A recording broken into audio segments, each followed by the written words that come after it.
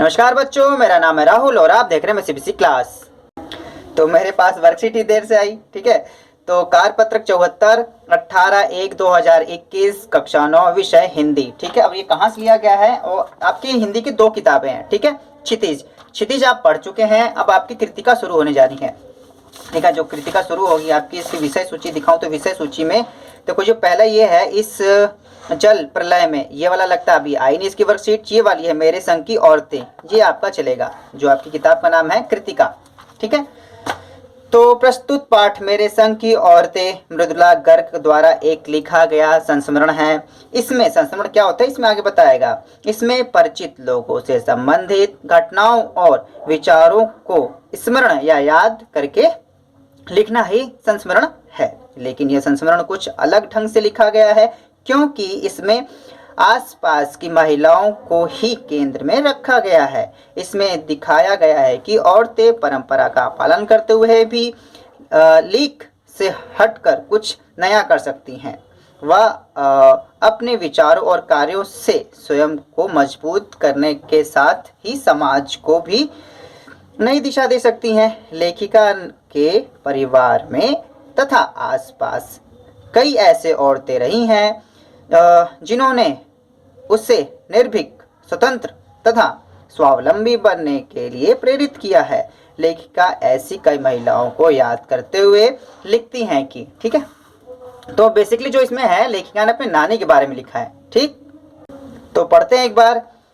मेरी एक नानी थी, जाहिर है, ठीक है। तो जाहिर मतलब सबकी नानी होती है, पर मैंने उन्हें कभी देखा नहीं। मेरी माँ की शादी होने से पहले ही उनकी मृत्यु हो गई थी। शायद नानी से कहानी न सुन पाने के कारण बाद में हम 3 बहनों को खुद कहानियाँ कहनी पड़ी। क्या मतलब नानी के बारे में, चाहे किसी के बारे में, मतलब नानी ने इनको कहानियाँ नहीं सुनाई। नानी से कहानी भले ना सुनी हो, लेकिन नानी की कहानी जरूर सुनी और बहुत बाद में जाकर उसका असली मर्म समझ में आया। पहले इतना ही जाना कि मेरी नानी पारंपरिक, अनपढ़, पारदर्शी और थी, ठीक है, जिनके पति शादी के तुरंत बाद उन्हें छोड़कर बैरिस्ट्री पढ़ने विलायत चले गए। अच्छा जी। कैम्ब्रिज विश्वविद्यालय से जब वे डिग्री लेकर लौटे और विलायती रीति रिवाज के संग जिंदगी बसर करने लगे, मतलब कि पढ़ के आए, क्या सीखा कुछ पता नहीं, लेकिन वहाँ के मतलब रहन सहन सीख गए। जैसे फटी जीन्स पहनना, कुछ ऐसा ही।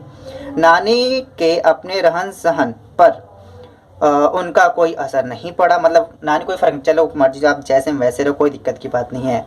न उन्होंने अपनी किसी इच्छा, आकांक्षा या पसंद नापसंद का इजहार पति पर कभी किया। ओ भाई साहब, मतलब कि एक मतलब स्वावलंबी बन के बिल्कुल तरह।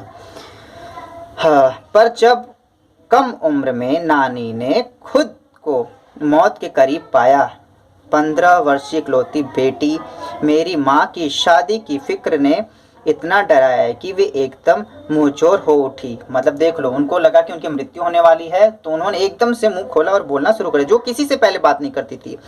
नाना से उन्होंने कहा कि वे पर्दे का लिहाज छोड़कर उनके दोस्त स्वतंत्रता सेनानी प्यारे लाल शर्मा से मिलना चाहती हैं। अच्छा जी। जो ऐसी औरत जो किसी से बात नहीं करती थी, वो एकदम से बोल रही है स्वतंत्रता सेनानी से मिलना चाहती हैं, जिनका नाम प्यारे लाल है। सब दंग रह गए।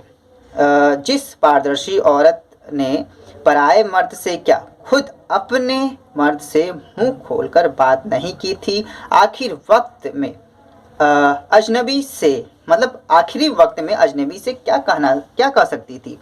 पर नाना ने वक्त की कमी और मौके की नजाकत की लाज रखी। मतलब देख रहे हैं कि वक्त कम है, इनकी जो बच्ची है वो मौत के करीब है, तो सवाल जवाब में वक्त बर्बाद करने के बजाय फौरन जाकर दोस्त को लिवा आए। देखो ये मतलब आप जाओगे यूपी साइड तो कुछ ऐसी वर्ड का इस्तेमाल है, मतलब ले आए और बीवी के हजूर में पेश कर दिया। मतलब लो जी ये आगे, अब आप क्या चाहती हैं, ठीक है। तो मतलब ये कहने मतलब कहानी भी और इसी इसकी वर्कशीट आती रहेगी, देखते आगे क्या होता है। यहाँ पे कुछ कठिन शब्द दिए गए हैं, हाँ ठीक है। पारदर्शी, पर्दा करने वाली औरतें, मुंहजोर, अधिक बोलने वाली, पराये, दूसरे। ठीक है, तो यहाँ पे कुछ प्रश्न दिए गए हैं, प्रश्न 1 2 3 4 5 6। ठीक है, तो प्रश्न 1 देख लेते हैं सबसे पहले। प्रश्न 1 का है, यहाँ पर लेखिका ने किसका वर्णन किया है? लेखिका ने अपने नानी का वर्णन किया है और किसका किया है? यहाँ लेखिका ने अपने नानी के पारंपरिक, अनपढ़, पारदर्शी आदि के बारे में वर्णन किया है। ठीक है, पहले का उत्तर इस प्रकार से हो जाएगा। दूसरा है, नानी जी विलायती रीति रिवाज क्यों पसंद करने लगे? नाना जी विलायती जिंदगी क्यों पसंद करने लगे? नाना जी बैरिस्ट्री में जब पढ़ रहे थे तो उन्हें वहाँ के रहन सहन को अपना लिया और उन्हें वो पसंद आ गया। यहाँ पे और लिख सकते हैं, उन्हें विलायती रहन सहन पसंद आ गया, इसी वजह से उन्होंने इसको अपना लिया। उत्तर 3, नानी स्वतंत्रता सेनानी प्यारे लाल शर्मा से क्यों मिलना चाहती थी? अरे ये तो मिस्ट्री ही रह गया था प्यारे बच्चों। ठीक है, अगर तुमको वर्कशीट में ध्यान से देखो तो ये बात तो वो तो मिलना ही चाहती थी। नाना जी भी सवाल ये उनको लेके आए, तो यही भी तो देखना चाहते हो क्यों मिलना चाहती थी।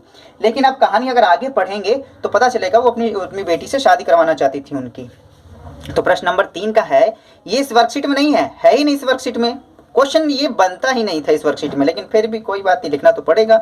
लेखिका की नानी अपनी बेटी की शादी एक क्रांतिकारी से करवाना चाहती थी, इसी कारण नानी ने उनके अंतिम दिनों में प्रसिद्ध क्रांतिकारी प्यारेलाल शर्मा से भेंट और अपनी इच्छा व्यक्त की। ठीक है, इसे ये क्वेश्चन जो है, क्वेश्चन नंबर 3 जो है ना बच्चों, ये वर्कशीट नंबर 75 में आना चाहिए था। 74 चल रही है ना, 75 में आना चाहिए था। कोई बात नहीं, ये वर्कशीट अपने हिसाब से चलेगी, क्या करें।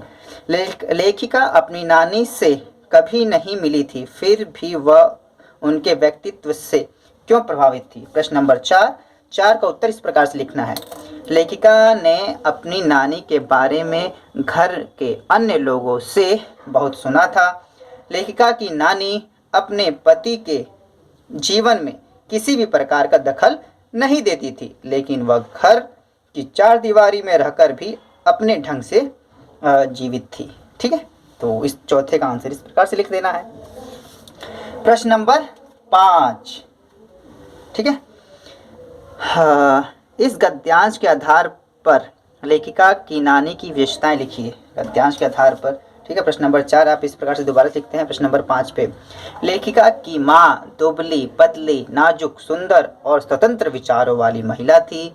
पॉइंट नंबर 2, लेखिका की माँ गोपनीय बातों को प्रकट न करना, सत्यवादी, ईमानदार, आज़ादी के प्रति जूझने वाली महिला थी। ठीक, जुनून वाली महिला थी। प्रश्न नंबर 5 का उत्तर इस प्रकार से हो जाएगा। प्रश्न नंबर 6, प्रस्तुत गद्यांश की सहायता से अपनी नानी या दादी से संबंधित किसी घटना को लिखिए। ये आप अपने मन से बना के भी लिख सकते हैं।